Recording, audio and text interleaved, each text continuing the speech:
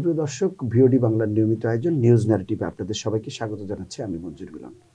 আমাদের আজকের আলোচনার বিষয় ডাকসু নির্বাচন 2025। আপনারা জানেন যে মহান মুক্তিযুদ্ধ থেকে শুরু করে প্রত্যেকটি আন্দোলন সংগ্রামে ঢাকা বিশ্ববিদ্যালয়ের শিক্ষার্থীদের একটি বড় অবদান রয়েছে। আর যে কারণে ডাকসু নির্বাচনকে ঘিরে সাধারণ মানুষের মধ্যেও একটি আগ্রহ দেখা দিয়েছে। আজকে আমাদের আলোচনার বিষয় ডাকসু নির্বাচন। অতিথি হিসেবে আমাদের স্টুডিওতে যুক্ত হয়েছেন ডাকসু নির্বাচনের ছাত্রদল মনোনীত আন্তর্জাতিক বিষয়ক সম্পাদক পদপ্রার্থী মেহেদী হাসান। মেহেদী হাসান, আপনাকে ডাকসু নির্বাচনে আপনি ছাত্রদলের প্রার্থী হয়েছেন, আপনাকে স্বাগত জানাচ্ছি। পাশাপাশি ভিওডি বাংলার স্টুডিওতে এসছেন, এজন্য ধন্যবাদ জানাচ্ছি। আপনাকে ধন্যবাদ। আমরা আলোচনা চলে যাই। এই যে প্যানেল ঘোষণা করেছে ছাত্রদল মনোনীত, অর্থাৎ ছাত্রদলের যে প্যানেল, সেই প্যানেলের একজন প্রার্থী আপনি।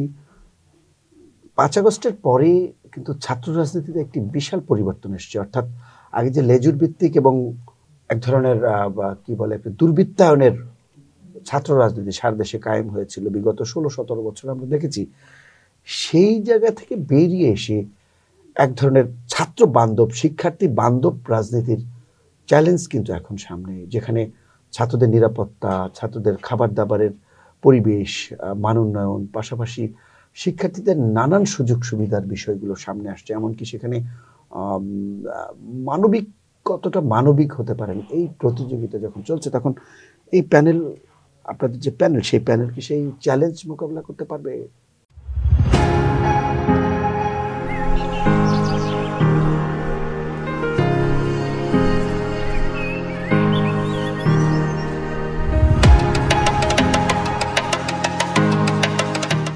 দেখুন, আপনি বলছেন যে 2024 সালের পরবর্তী যে বাংলাদেশ, সে বাংলাদেশের প্রেক্ষাপটের কথা বলছেন। আসলে আমি যখন আমার জায়গা থেকে বলি, সেক্ষেত্রে আসলে আমি 2024 সালের কথা বলবো না, আমি বলবো 2009 সাল থেকে বা 2007 সালে 1/11-এর পরবর্তী বাংলাদেশের কথা। যে বাংলাদেশের মধ্যে আমরা দেখেছি যে একটি অনির্বাচিত সরকার সে এসে একটি কলুষিত সরকারকে রাষ্ট্রেরও ক্ষমতায় নিয়ে আসে। যে কলুষিত সরকার প্রথমে 2014 সালের একটি বিনা ভোটের নির্বাচন উপহার দেয়, পরবর্তী 2018 সালে একটি নিশিরাতের সরকার নির্বাচন উপহার দেয় এবং পরবর্তী 2014 সালে আমরা দেখি যে ডামি প্রার্থীর 2024 সালের সর্বশেষ যে নির্বাচন, ডামি প্রার্থীর নির্বাচন দেখতে পারি আমরা।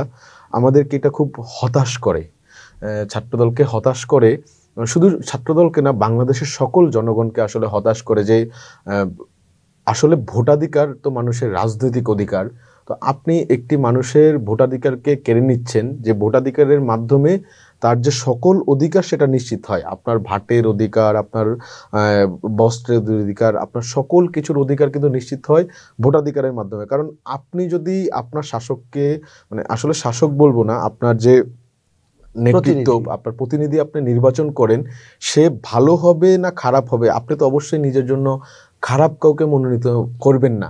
সেই ক্ষেত্রে এটার সুযোগই বাংলাদেশ পায়নি।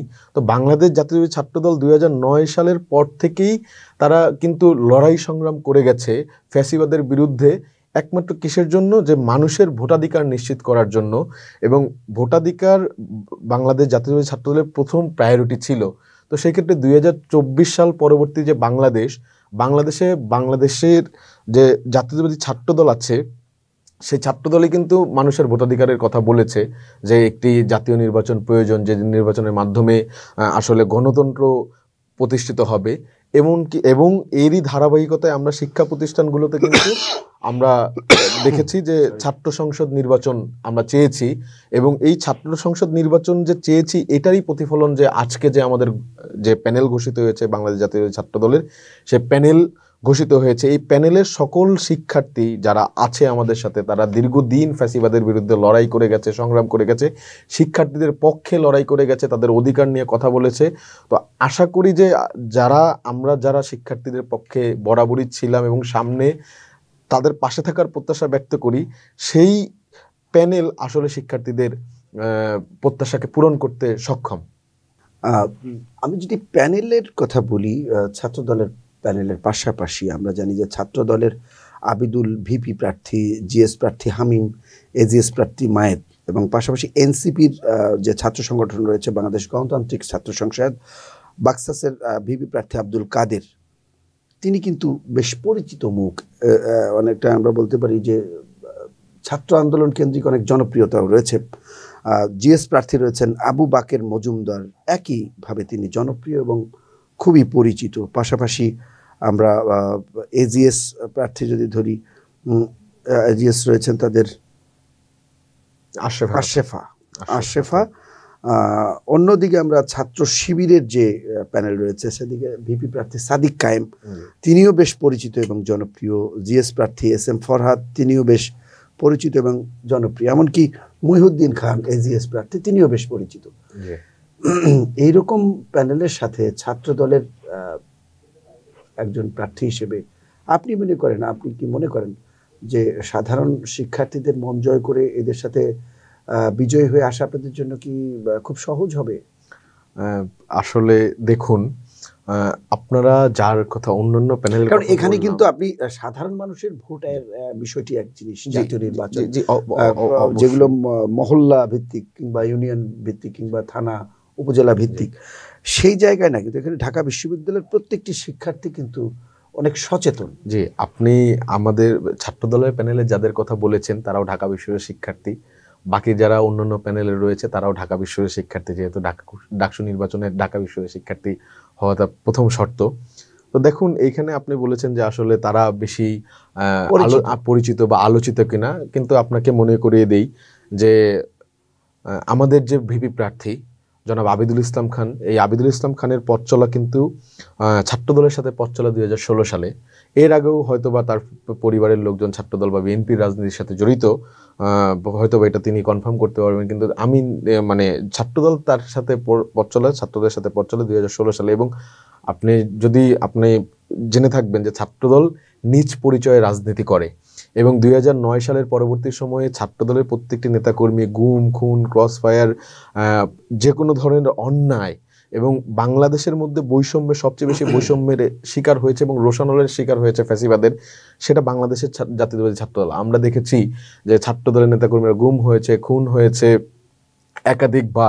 একাধিক নেতাকর্মী, এবং সর্বশেষ যে জুলাই আগস্ট গণঅভ্যুত্থান, সেই জুলাই আগস্ট গণঅভ্যুত্থানে 142 জন ছাত্রদলের নেতাকর্মী শহীদ হয়েছেন। তার মধ্যে আমাদের আইকনিক যে শহীদ যদি বলে থাকে, আমাদের শহীদ ওয়াসিম আকরাম আছেন, আমাদের শহীদ মেহেদী হাসান রাব্বি আছেন। সেই মেহেদী হাসান রাব্বির বিবাহিত বউকে রেখে কিন্তু তিনি এবং নবজাতক সন্তান পরবর্তীতে পৃথিবীতে এসেছেন। তাদের মায়া ত্যাগ করে রাজপথে কিন্তু নেমেছে ফ্যাসিস্টের বিরুদ্ধে। ওয়াসিম আকরাম কিন্তু মৃত্যুর শহীদ হওয়ার আগের দিন উনি ফেসবুকে স্ট্যাটাস দিয়েছেন যে আমি ছাত্রদলের একজন কর্মী এবং এই ছাত্রদলের পরিচয়ে আমি শহীদ হতে চাই। সেই ছাত্রদল কিন্তু ওপেনে তাদের রাজনীতিটা করেছে। এই আবিদুল ইসলাম খান ওপেনে রাজনীতি করেছে। এর আগে সর্বশেষ যে ডাকসু নির্বাচন হয়েছে 2019 সালের, যেখানে আমরা দেখেছি ব্যালট বাক্স ছিনতাই করা হয়েছে, চুরি করা হয়েছে এবং পরবর্তীতে ভর্তি ব্যালট বাক্স পাওয়া গেছে, এবং যে ডাকসুকে আসলে আমরা খুবই প্রশ্নবিদ্ধ ডাকসু বলি। আসলে ডাকসু 1990 সালের পরে আসলে ওই ডাকসুকে আমরা মানি না এবং আমরা মানতে চাই যে 2025 সালের ডাকসুই হবে প্রকৃত ডাকসু। সেই ডাকসু নির্বাচনে উনি সদস্য নির্বাচন করেছেন কেন্দ্রীয় সংসদে ছাত্রদলের পরিচয়ে। ওই সময়ও যে অন্যায়গুলো হয়েছে, ওই সময় থেকে সে অন্যায়গুলোর বিরুদ্ধে লড়াই করেছে। আমরা একেবারে তার ফেসবুক থেকে শুরু করে যে কোনো জায়গায় আমরা দেখেছি রাজপথে একসাথে লড়াই সংগ্রাম করেছি। উনি 28 অক্টোবর পরবর্তী সময়ে, ওই সময়ে এবং পরবর্তী সময়ে রাজপথে লড়াই করেছে। আমরা দেখেছি 24-এর যে নির্বাচন, সেই নির্বাচনের সময় উনি রাজপথে লড়াই করেছে। 18 সালের যে নির্বাচন, ভোট ডাকাতির নির্বাচন, সেখানে উনি লড়াই সংগ্রাম করেছে। আমরা দেখেছি হামিমকে এই জুলাই আগস্ট গণ অভ্যুত্থানে ছাত্রদলের পরিচয়ে ওনার একাধিক মিছিল, একাধিক স্লোগান ভাইরাল হয়েছে। এর আগে ছাত্রদলের পক্ষ থেকে উনি হলের প্রচার সম্পাদক ছিল, সে সময় একাধিকবার নির্যাতন নিপীড়নের শিকার হয়েছে। আমরা দেখেছি তানভীর আল হাদি মায়ের জুলাই আগস্ট গণ অভ্যুত্থানের অন্যতম ফ্রন্ট লাইনার, তিনি অত্যন্ত পরিচিত মুখ। এবং আবিদুল ইসলাম খানের তো একটি কথা সারা বাংলাদেশব্যাপী পরিচিত, প্লিজ কাউকে ছেড়ে যায় না। 5 আগস্টের যে দিন, সেই দিন উনি আসলে সকলের উদ্দেশ্যে বলেছিলেন যে আসলে আপনারা কেউ কাউকে ছেড়ে যায় না এবং আমরা বিজয়ী হব। সেই ক্ষেত্রে ছাত্রদলের রাজনীতিটা বরাবরই শিক্ষার্থীদের পক্ষে ছিল। আমরা যখন 2020 সালে হল বন্ধ হয়ে যায় ঢাকা বিশ্ববিদ্যালয়ে, আমরা হল খুলে দেওয়ার জন্য কথা বলেছিলাম কোভিডের সময়, যে যেন শিক্ষার্থীরা অসুবিধায় না পড়ে। আমরা বরাবরই ছাত্র শিক্ষার্থীদের পক্ষে ছিলাম, এখনো আছি এবং থাকতে চাই। অতীত এবং আগামীতে আমরা অঙ্গীকার ব্যক্ত করি যে আগামীতেও আমরা থাকব। কিন্তু আমরা যদি কাদের বাকেরের কথা বলি, কাদের বাকেররা ক্যাম্পাসের মধ্যে ছিল, কিন্তু আমাদের সাথে যত পরিমাণ অন্যায় হয়েছে, ঢাকা বিশ্ববিদ্যালয়ের ছাত্রদল ক্যাম্পাসের মধ্যে আড্ডা পর্যন্ত দিতে পারতো না। আমি নিজে যদি আমার নিজের কথা বলি, আমি ক্যাম্পাসের মধ্যে ইফতার করে ওখানে বিশ্ববিদ্যালয় ক্যাম্পাসে দাঁড়িয়েছিলাম, আমার উপর হামলা করেছে। আমার হাতের মধ্যে এখনো রড দেওয়া, আমার 1-2 দিনের মধ্যে অপারেশন হবার কথা।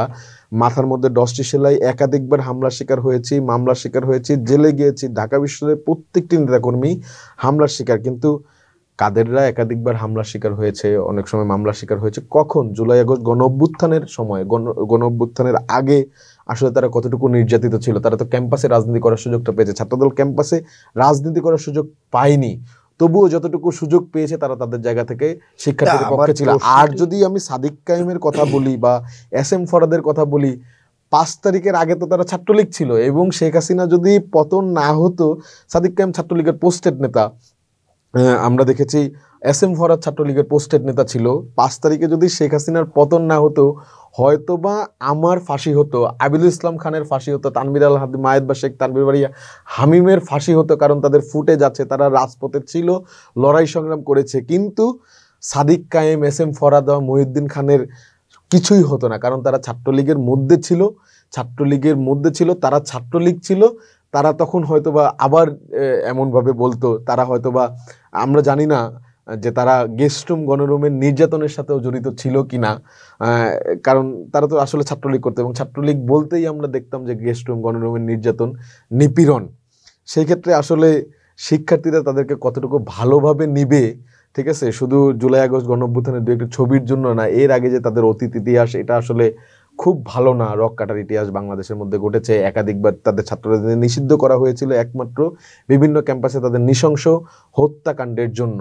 সেই ক্ষেত্রে আমি মনে করি যে শুধু শিক্ষার্থীদের জন্য কাজ করেছে, এই কারণে ছাত্রদল আসলে যতটুকু জনপ্রিয়, তার থেকে জনপ্রিয় ফ্যাসিবাদের বিরুদ্ধে লড়াই করেছে। যে লড়াইটা করেছে আসলে বাকসেসের নেতাকর্মীরাও, গণতান্ত্রিক ছাত্র সংসদের নেতাকর্মীরা, তাদেরকে অবশ্যই সাধুবাদ জানাই।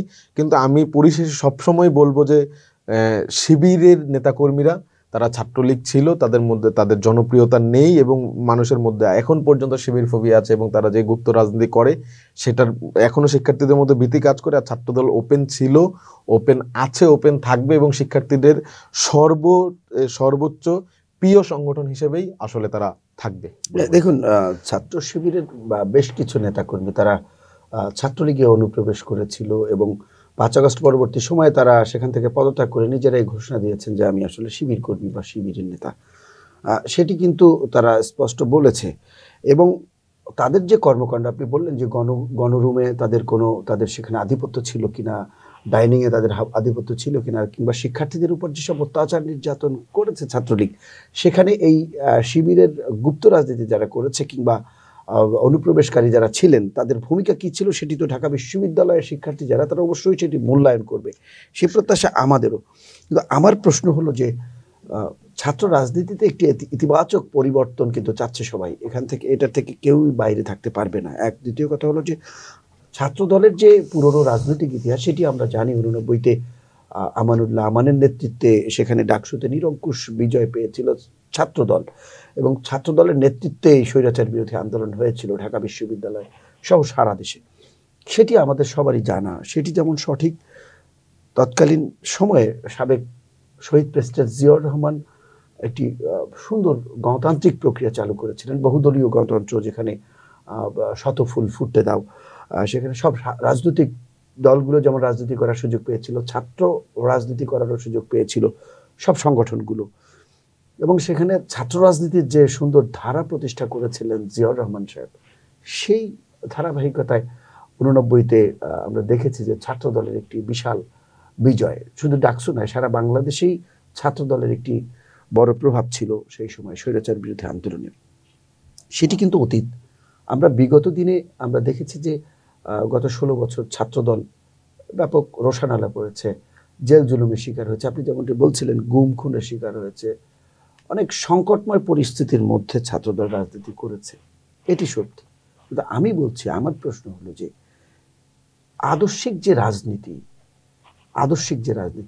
জিয়াউর রহমানের যে আদর্শ আপনারা ফলো করেন, সেই জায়গা থেকে তো ছাত্রদল অনেকটা পিছিয়ে আছে, সেই জায়গা থেকে সরে গেছে। এটা নানান প্রক্রিয়ার মাধ্যমে, এক বছর না, ধীরে ধীরে ধীরে ধীরে সেই গতানুগতিক রাজনৈতিক প্ল্যাটফর্ম থেকে বেরিয়ে এসে এই যে আদর্শিক যে রাজনীতি জিয়াউর রহমানের, সেটি পুরোপুরি চর্চা করে এই যে চ্যালেঞ্জ মোকাবেলা করতে পারবে কিনা ছাত্রদল, বর্তমান যে প্যানেল রয়েছে, আসলে কি মনে হয়? আমার প্রশ্ন এটি। আসলে দেখুন, জিয়াউর রহমান বরাবরই মেধার সংমিশ্রণ, মেধাকে উনি পছন্দ করতেন, মেধাবীদের উনি খুবই পছন্দ করতেন। আমাদের যে বর্তমান প্যানেল রয়েছে সেখানে পরিশ্রম, স্বৈরাচারের বিরুদ্ধে যে আপোষকামী মনোভাব, সে মনোভাব এবং মেধার যে একটি শ্রুতিমধুর সংমিশ্রণ ঘটেছে, এটা আমাদের প্যানেলের মধ্যে সুস্পষ্টভাবে লক্ষ্যমান। আপনি যদি বলেন যে আমাদের ভিপি, জিএস, এজিএস তারা অত্যন্ত মেধাবী, ঢাকা বিশ্ববিদ্যালয়ের বিভিন্ন ডিপার্টমেন্টের মেধাবী শিক্ষার্থী, এবং তারা বিগত ফ্যাসিস্টের আমলে সর্বোচ্চ পরিমাণ তাদের জীবনকে বিলিয়ে দিয়েছে ফ্যাসিবাদের বিরুদ্ধে লড়াই করতে করতে। তাদের ঘর বাড়ি, পরিবার, সামাজিক জীবন, রাজনৈতিক জীবন কোনো কিছুই অবশিষ্ট নেই, পুরোটা চলে গেছে ফ্যাসিবাদের বিরুদ্ধে লড়াই করতে করতে। এভাবেই তারা পরিচিত হয়েছেন আন্দোলন সংগ্রামের হাতিয়ার হিসেবে। তো সেই ক্ষেত্রে শিক্ষার্থীরা এরকম অকুতোভয় সৈনিককে যেমন পছন্দ করে, তেমনিভাবে শিক্ষার্থীরা পছন্দ করে ক্রীড়া ক্ষেত্রে যে এগিয়ে আছে। সেই ক্ষেত্রে আমাদের যে ক্রীড়া সম্পাদক রয়েছে চিমচিমাম চাকমা, সে একজন খুব প্রতিযোগিতা ফুটবলার এবং ঢাকা বিশ্ববিদ্যালয়ের শিক্ষার্থী। তো সেই ক্ষেত্রে আমার কাছে মনে হয় যে ক্রীড়া ক্ষেত্রে সে অবশ্যই অবদান রাখতে পারবে এবং শিক্ষার্থীদের যে চাহিদা, সেই চাহিদাকে সে পূরণ করতে পারবে। আমরা দেখেছি যে ছাত্রদলের প্যানেলে ইবনু আহমেদ নামে ফিজিক্যালি চ্যালেঞ্জড একজন শিক্ষার্থী রয়েছেন।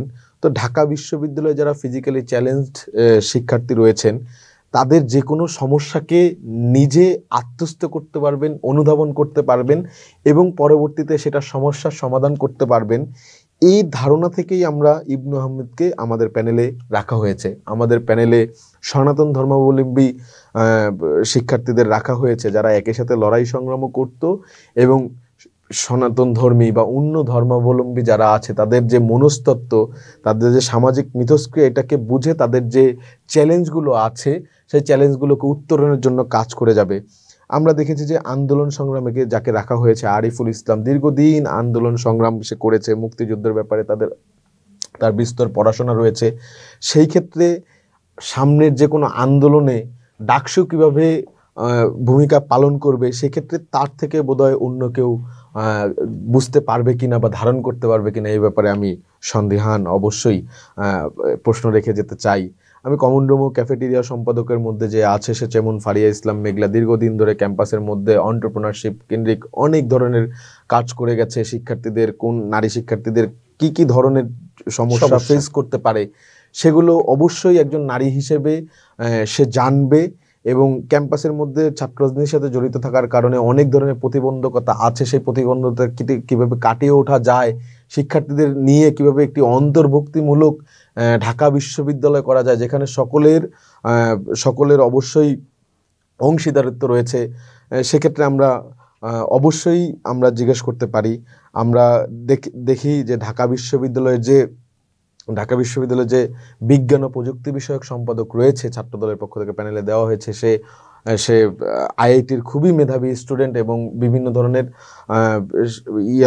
কর্মকাণ্ডের সাথে জড়িত, আইটি কেন্দ্রিক কর্মকাণ্ডের সাথে জড়িত। অবশ্যই বিজ্ঞান ও প্রযুক্তি বিষয়ক সম্পাদকের আমি মনে করি যে সায়েন্স ব্যাকগ্রাউন্ড থেকে আসা উচিত এবং ওই দিকে, এই সায়েন্সের দিকে কীভাবে আসলে বিশ্ববিদ্যালয়ে উন্নতি হতে পারে এবং শিক্ষার্থীরা কীভাবে লাভবান হতে পারে সে অবশ্যই বুঝবে। সেই ক্ষেত্রে আমাদের এখানে একটি ইনক্লুসিভ আমরা প্যানেল দিয়েছি যেখানে যারা এরা তো দীর্ঘদিন আন্দোলন সংগ্রাম করেছে, রাজপথে লড়াই করেছে, লড়াইয়ের মনোভাব তো তাদের আছেই, এর বাইরে তারা যেই সম্পাদকীয় পদে আছে সেই সম্পাদক পোস্ট কেন্দ্রিক তাদের অবশ্যই বিভিন্ন ধরনের যে বিভিন্ন ধরনের কর্মকাণ্ড, মানে বিভিন্ন ধরনের উন্নয়নমূলক, সমস্যা নাই, কথা বলছেন, তাদের বিভিন্ন ধরনের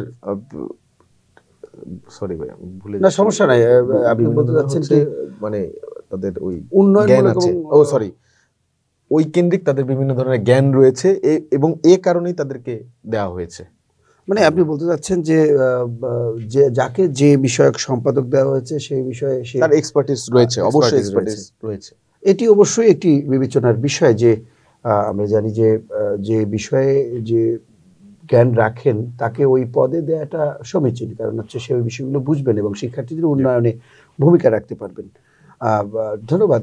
আমরা আরেকটি বিষয় উল্লেখ করতে চাই যে এটি অবশ্যই ছাত্রদল কিংবা বিএনপির নেতৃত্বের প্রশংসার দাবি রাখে, কারণ আমরা 5 আগস্টের পরে একটা আশঙ্কা ছিল যে ছাত্রলীগের মতো সারা দেশের ক্যাম্পাসগুলোকে ছাত্রদলও আবার সেই আধিপত্য বিস্তারের লড়াইয়ে নেমে যাবে কিনা, নিজেদের আধিপত্য পাশাপাশি নিজেদের বিজনেস, মানে ক্যাম্পাসগুলোকে ছাত্রলীগ যেভাবে বিজনেস ব্যবসা প্রতিষ্ঠান হিসেবে ব্যবহার করতো, অর্থাৎ তারা অর্থনৈতিকভাবে লাভবান হওয়ার জন্য ব্যবহার করতো, সেই প্রতিযোগিতায় লিপ্ত হবে কিনা। আমরা দেখলাম যে 5 আগস্টের পরে তেমনটি হয়নি।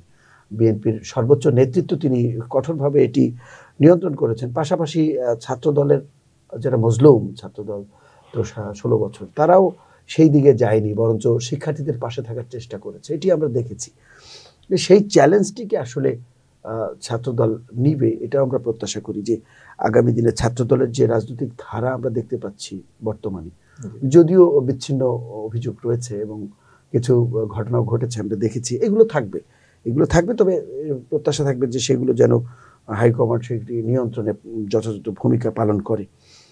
তো এই ডাকসু নির্বাচনে আসলে আপনার কি মনে হয় যে ছাত্রদল যে প্যানেল সেটি খুব সহজেই বিজয় হয়ে যাবে? আপনি কি ছাত্র শিবির কিংবা বাক্সাসের যে প্যানেল রয়েছে সেটি খুব সহজভাবে নিচ্ছে ছাত্রদল? আসলে সহজভাবে না, রাজনীতি সহজ কোনো জায়গা নয়, রাজনীতি অবশ্যই চ্যালেঞ্জের। আমরা চ্যালেঞ্জ গ্রহণ করেছি এবং সেই চ্যালেঞ্জ কিসের চ্যালেঞ্জ? সেই চ্যালেঞ্জ হচ্ছে শিক্ষার্থীদের জন্য কাজ করার চ্যালেঞ্জ, শিক্ষার্থীদেরকে প্রতিশ্রুতি দেওয়ার চ্যালেঞ্জে আমরা অতীতে আপনাদের সাথে ছিলাম, বর্তমানে আছি, ভবিষ্যতে থাকব। আমরা নির্বাচিত হলে এই কাজগুলো করব। যে আস্থার জায়গা আছে, আমি বিশ্বাস করি যে শিক্ষার্থীরা ছাত্রদলের উপর আস্থা রেখেছে, তেমনিভাবে আমরা বিশ্বাস করি যে আমাদের যে প্যানেল আছে সে প্যানেলের সক্ষমতা রয়েছে। অবশ্যই অন্যান্যরা যারা প্যানেল দিয়েছে তারা অবশ্যই, আমি বিশ্বাস করব যে জুলাই আগস্ট গণ অভ্যুত্থানে তাদেরও ভূমিকাকে অস্বীকার করার সুযোগ নেই, তারা অবশ্যই অস্বীকার করার সুযোগ নেই। ঢাকা বিশ্ববিদ্যালয়ে রাজনীতি করতে গেলে 71কে যেভাবে ধারণ করতে হবে 24কে তেমন ধারণ করতে হবে। 24 এবং 71কে মুখোমুখি করা যাবে না। অবশ্যই 24-এ যাদের আন্দোলনে অংশীদারিত্ব রয়েছে 71কেও তাদেরকে ধারণ করতে হয়। ঢাকা বিশ্ববিদ্যালয়ের মতো জায়গায় 71-এর বিরোধী কোনো শক্তি রাজনৈতিকভাবে সমাদৃত হবে না, শিক্ষার্থীদের দ্বারা প্রত্যাখ্যাত হবে। সেই ক্ষেত্রে একটি প্যানেলকে তো আসলে ঢাকা বিশ্ববিদ্যালয়ের শিক্ষার্থীরা, আমি মনে করি যে ভোটের মাঠের মধ্যে রেড কার্ড দেখিয়ে দেবে। এর বাইরে অবশ্যই গণ অভ্যুত্থানের একটি পক্ষের শক্তি আমাদের এখন বর্তমানে যাদের সাথে আমাদের প্রতিযোগিতা করতে হবে। আমি বিশ্বাস করি যে ছাত্রদলে তাদের যে অংশীদারিত্ব গণ অভ্যুত্থানে রয়েছে, ছাত্রদলের অংশীদারিত্ব কম নেই। সেই ক্ষেত্রে ছাত্রদল নেতাকর্মীদের যে কার্যক্রম, তাদের শিক্ষার্থীদের যে সাথে যে কানেক্টিভিটি, দীর্ঘদিন তাদের প্রতি যে কাজ করেছে, সেই জায়গার যে আস্থা, তাদের ছাত্রদলের প্রতি আস্থার সৃষ্টি হয়েছে, সেই আস্থার জায়গা থেকে শিক্ষার্থীদের প্রতি ছাত্রদলের যে কমিটমেন্ট, সেই কমিটমেন্টের প্রতি আস্থা রেখে ছাত্রদলকে ভোট দিবে ঢাকা বিশ্ববিদ্যালয়ের শিক্ষার্থীরা এবং পূর্ণ প্যানেলে জয়যুক্ত করবে। এবং অবশ্যই এটা চ্যালেঞ্জের, কিন্তু ছাত্রদল এই চ্যালেঞ্জ উঠরে যেতে আসবে বলে বিশ্বাস করি। আপনারা সবচেয়ে বেশি কোন বিষয়গুলোকে প্রাধান্য দিচ্ছেন বা দেবেন নির্বাচিত হলে? অবশ্যই ছাত্রদল প্রথম যেই ব্যাপারটায় দিবে সেটা হচ্ছে ক্যাম্পাসে শিক্ষার্থীদের অধিকার নিশ্চিত করা। সেটা রাজনৈতিক অধিকার হতে পারে, সেক্ষেত্রে কেউ রাজনীতি করতে চাইলে সে রাজনীতি করতে পারবে, কেউ যদি রাজনীতিতে অন্তর্ভুক্ত না হতে চায় বা অংশগ্রহণ না করতে চায় তাকে জোর করে রাজনীতি করানো হবে না। গণরুম গেস্টরুম প্রথা ঢাকা বিশ্ববিদ্যালয়ে আসতে পারবে না, এটার ফুল অ্যান্ড ফাইনাল হয়ে গেছে। সামনে এ ধারা যেন অব্যাহত থাকে। ক্যাম্পাসে যেন কেউ সিট বাণিজ্য করতে না পারে, কোনো শিক্ষার্থীকে জিম্মি করতে না পারে, ক্যাম্পাসের মধ্যে সকল শিক্ষার্থীর আবাসন নিশ্চিত করতে হবে এবং আবাসন সংকটকে কাটিয়ে উঠতে হবে, নতুন নতুন হল তৈরি করতে হবে, হলে হলে শিক্ষার্থীদের যে খাবার আছে সেই খাবারের মান বৃদ্ধি করতে হবে। ক্যাম্পাসের মধ্যে অবশ্যই অবশ্যই নিরাপত্তা। আমরা ক্যাম্পাসে 5 আগস্ট পরবর্তী সময়ে দেখেছি যে ছাত্রদল নেতা সাম্য হত্যা হয়েছে, তার বিচার হয়নি। ক্যাম্পাসের মধ্যে তোফাজ্জল হত্যা হয়েছে, বিচার হয়নি, বিচার হয়নি। অবশ্যই হলে হলে মাদক ব্যবসা, জনশ্রুতি আছে যে মাদক কারবারির হাতে হত্যার শিকার হয়েছে। আমরা দেখেছি যে ক্যাম্পাসের মধ্যে নারীদের বিভিন্ন সময় উত্ত্যক্ত করা হয়েছে, ক্যাম্পাসে তাদের বিভিন্ন সময় টিজ করা হয়েছে এবং আমরা বিভিন্ন সময় বিভিন্ন গ্রুপগুলোতে কমেন্টে দেখি যে তাদের বিভিন্ন সময় আপনার অনলাইনে বুলিংয়ের শিকার হতে হয় একটি নির্দিষ্ট গোষ্ঠীর দ্বারা। ঢাকা বিশ্ববিদ্যালয়ের মতো জায়গায় এটি যেন না হয় ছাত্রদল এতে নিশ্চিত করবে। অবশ্যই ঢাকা বিশ্ববিদ্যালয়ে আবাসন সংকট আছে, নতুন নতুন হল করার জন্য ছাত্রদল দাবি জানাবে, অবশ্যই এটা নিয়ে কাজ করবে, শিক্ষার্থীদের জন্য কাজ করবে। শিক্ষার্থীদের শুধু আমরা একাডেমিক শিক্ষা না, এর বাইরেও বিভিন্ন ওয়ার্কশপের মাধ্যমে তাদের ক্যারিয়ার ডেভেলপমেন্ট কেন্দ্রিক যে শিক্ষাগুলো আছে, উচ্চশিক্ষার ক্ষেত্রে যদি তারা উচ্চশিক্ষা নিতে যায় সেক্ষেত্রে তাদেরকে ট্রেনিংয়ের মাধ্যমে কীভাবে সহজভাবে উচ্চশিক্ষার জন্য নিজেকে প্রস্তুত করা যায় এবং উচ্চশিক্ষায় গেলে তারা যেন কোনো কমপ্লিকেশনের শিকার না হয়, সেক্ষেত্রে আমরা কাজ করে যাব। আমরা কাজ করে যাব শিক্ষার্থীদের নিরাপত্তার জন্য, আমরা কাজ করে যাব সংস্কৃতির বিকাশের জন্য, যেখানে ঢাকা বিশ্ববিদ্যালয় বাংলাদেশের যে সংস্কৃতি সে সংস্কৃতির ধারা চর্চা করবে। আমরা কাজ করে যাব ক্রীড়াক্ষেত্রে উন্নয়নের, ঢাকা বিশ্ববিদ্যালয় থেকে যেন ক্রীড়াক্ষেত্রে আমরা ভালো ভালো যে খেলোয়াড় তৈরি করতে পারি। আমরা চেষ্টা করব ইন্টারন্যাশনাল যে অলিম্পিয়াডগুলো আছে সেখানে আমরা জয়ী হয়ে আসার জন্য। সেক্ষেত্রে সায়েন্স অলিম্পিয়াড হতে পারে, ম্যাথ অলিম্পিয়াড হতে পারে, অন্য যে কোনো অলিম্পিয়াডগুলো আছে আমরা চেষ্টা করব একটি আধুনিক লাইব্রেরিকে আরও উন্নত করার জন্য, যেন আমরা একটি জ্ঞানধর্মী সমাজ বা জ্ঞানধর্মী ঢাকা বিশ্ববিদ্যালয় করতে পারি। আমরা একটি গবেষণা নির্ভর ঢাকা বিশ্ববিদ্যালয় গড়তে চাই, যেখান থেকে প্রতি বছর বিভিন্ন বিষয়ে গবেষণা হবে, বাংলাদেশ উন্নয়ন হবে। দিন শেষে আমরা এমন কিছু নেতৃত্ব তৈরি করতে চাই যারা আগামীর নেতৃত্ব আগামীর বাংলাদেশের নেতৃত্ব দিবে, যারা সারা বাংলাদেশকে পথ দেখাবে, যারা ঢাকা বিশ্ববিদ্যালয় শিক্ষার্থীদের পথ দেখাবে, যারা ঢাকা বিশ্ববিদ্যালয় যে সবসময় বাংলাদেশের কে পথ দেখায়। আবারও এই ধারাকে আমরা বাংলাদেশে নিয়ে আসতে চাই, যেখান থেকে ঢাকা বিশ্ববিদ্যালয় পুরো বাংলাদেশের, ঢাকা বিশ্ববিদ্যালয় চোখে মানুষ বাংলাদেশকে দেখবে। ধন্যবাদ আপনাকে। এই নির্বাচনকে কেন্দ্র করে আসলে শিক্ষার্থীদের কাছে আপনারা নিশ্চয়ই যাওয়া শুরু করেছেন ইতিমধ্যে, যে আপনি তো এখন তো একটা ভোট যুদ্ধ শুরু হবে, প্রত্যেকটি ছাত্র সংগঠন তার আদর্শের কথা বলবে, তার আদর্শের বিষয়গুলো তুলে ধরবে। আপনার আদর্শের বিষয় বা আপনাদের প্যানেলের আপনাদের দলীয় যে আদর্শের বিষয়গুলো সেগুলো আপনারা তুলে ধরবেন, এটি স্বাভাবিক। তারেক রহমানের আলাদা কোনো মেসেজ আছে যেটি আসলে আপনারা সেই মেসেজ নিয়ে শিক্ষার্থীদের কাছে যাবেন? অবশ্যই তারেক রহমানের মেসেজ আছে। বাংলাদেশ জাতীয় ছাত্রদলের সাংগঠনিক অভিভাবক দেশনায়ক জনাব তারেক রহমান। দেশনায়ক আমি এই কারণে বলি যে অবশ্য উনি এটি বিভিন্ন সময় নিষেধ করেছেন, কিন্তু আমি বলতে চাই কারণ দীর্ঘ 17 বছর ফ্যাসিবাদের বিরুদ্ধে যে আন্দোলন বিএনপির, বাংলাদেশ জাতীয় ছাত্রদলের, সেই ছাত্রদলকে মনস্তাত্ত্বিকভাবে চাঙ্গা করে রেখেছেন জনাব তারেক রহমান। একদিনের জন্য এই যে ছাত্রদলের যে আপোষকামী মনোভাব, সে আপোষকামী মনোভাব পেয়েছে যা বাংলাদেশ জাতীয় ছাত্রদল দেশনেত্রী বেগম খালেদা জিয়া থেকে, দেশনায়ক জনাব তারেক রহমান থেকে। আপোষহীনতার যে ব্যাপারটি রয়েছে, এই মনোভাবটি রয়েছে। কোনো সময় ছাত্রদল কারোর সাথে আপোষ করেনি, ক্যাম্পাসের মধ্যে একাধিকবার হামলার শিকার হয়েছে, মামলার শিকার হয়েছে, কিন্তু ছাত্রদল নিজের পরিচয়ে রাজনীতি করেছে। সেই ক্ষেত্রে অনেক বঞ্চনার শিকার হয়েছি, অনেক গঞ্জনার শিকার হয়েছি, কষ্ট করেছি, কিন্তু নিজের পরিচয় করেছি। তো সেই ক্ষেত্রে আপনি বলছিলেন যে তারেক রহমানের কোনো মেসেজ আছে কিনা। তারেক রহমানের বর্তমানে বাংলাদেশের সবচেয়ে পরিণত লিডার হচ্ছে তারেক রহমান, যিনি গণতন্ত্রের কথা বলে, গণতন্ত্রের জন্য দীর্ঘ 17 বছর সংগ্রাম করে গেছে। এখন পর্যন্ত উনি গণতন্ত্রের কথা বলছে। 5 তারিখের পরবর্তী সময়ে উনি যদি ওনার দলকে কন্ট্রোল না করতে এবং বিএনপিকে উনি গণমানুষের দলে, মানে আগে যেমন গণমানুষের দল ছিল সেই গণমানুষের দলে মতো করেই না রাখতো, সেক্ষেত্রে বাংলাদেশের মতো জায়গায় একটি ম্যাসাকার হয়ে যেত। কিন্তু 5 তারিখের পর আমরা দেখেছি আওয়ামী লীগ বলেছিল বাংলাদেশে 5 লক্ষ লোক মার্ডার হবে, কিন্তু আমরা বাংলাদেশে কি দেখেছি? একটি নিয়ন্ত্রিত বাংলাদেশ, যে বাংলাদেশকে একটি ইন্টারিম গভর্নমেন্ট চালাচ্ছে এবং সেই ইন্টারিম গভর্নমেন্টের সর্বোচ্চ পরিমাণ সহযোগিতা করছে তারেক রহমান। সেই ইন্টারিম গভর্নমেন্টকে সহযোগিতা করেছে ছাত্রদল।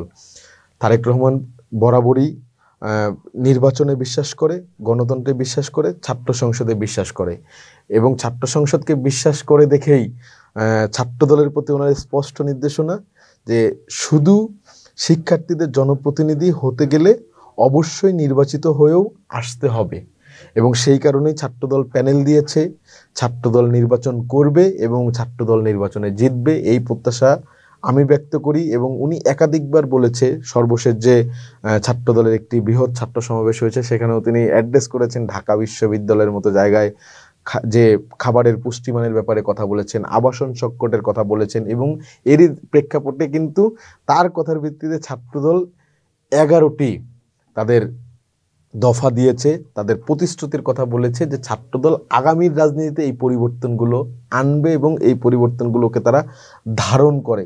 সেই ক্ষেত্রে অবশ্যই ছাত্রদলের মনোভাবের মধ্যে যে গণতান্ত্রিক মনোভাব, সেই গণতান্ত্রিক মনোভাবের পুরোটা জুড়ে আছে তারেক রহমান এবং তারেক রহমানের মিশন, তারেক রহমানের ভিশন এবং তারেক রহমানের চিন্তা চেতনা। আপনি আপনার বিজয়ের ব্যাপারে কতটা আশাবাদী এবং আপনার কি মনে হয় এছাড়া আপনার প্রতিদ্বন্দ্বী প্রার্থী যারা আছেন তাদের চেয়ে কেন আপনি নিজেকে যোগ্য মনে করেন, বা ছাত্রদলের প্রার্থী হিসেবে কেন আপনি নিজেকে যোগ্য মনে করেন? আসলে আমি প্রতিযোগিতা, অবশ্যই এটি একটি প্রতিযোগিতার জায়গা, আসলে তার থেকে আমি ভালো এই কারণে আমি জিতব না।